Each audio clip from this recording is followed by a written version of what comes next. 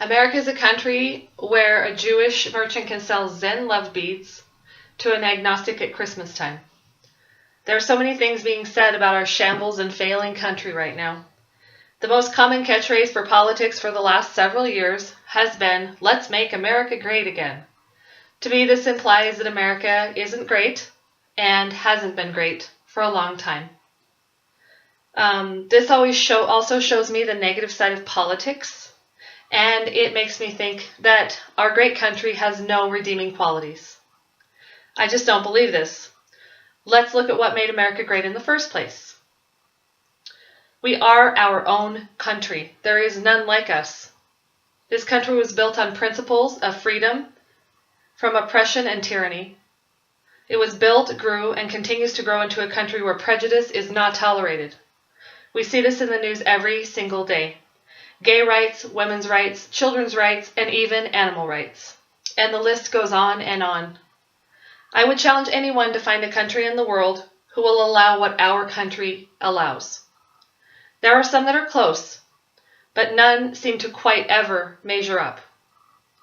Let's look at just a few issues where we are different than most other countries. In the US, we try and change laws and make everyone happy every day. Lately, we've seen transgender issues with bathrooms and laws to try and change this to make a very small group of people who are different happier. This happens all the time. It happens with small groups of religious people. It happens with small groups of non-religious people. Everyone has to be made happy somehow.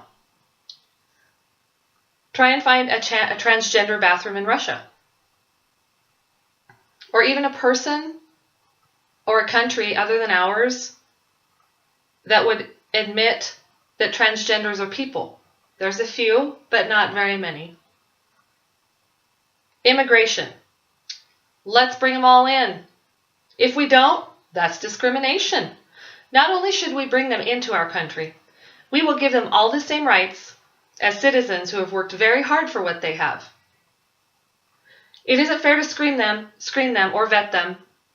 That would be prejudice. And it would be discrimination. Give them all a chance to prove they are okay to be here, and then we will start asking the hard questions about their motives to be here in the first place. Most countries not only have tougher immigration laws, they have tougher sentences for people who commit immigration crimes. Guns. Oh, wow. This is a hot button issue right now. It changes from day to day. Who can have them? Who can't? Let's disarm everyone and see how well that goes. Leave guns in only the hands of the government and police. We can definitely trust our government for personal security and protection. So does it sound like I disagree or strongly agree with some of these issues? Maybe I haven't made up my mind on some of them. I don't know. What do you think? I might be this way, but guess what? This is my right as an American. I can say what I want to say. People do it every day. I can say what I want to say, I can say it where I want to say it, and I can say what I want. If I want to post around on Facebook about my feelings on any given issue, on any given day of the week, I'm allowed to. If I want to post Instagram pictures or Snapchat to my friends and talk to them about the horrible government and how mean they are to me, or how mean my bosses are to me, I can do that. Many say, well, this country over here has this policy and it's much better than ours. We should do it that way.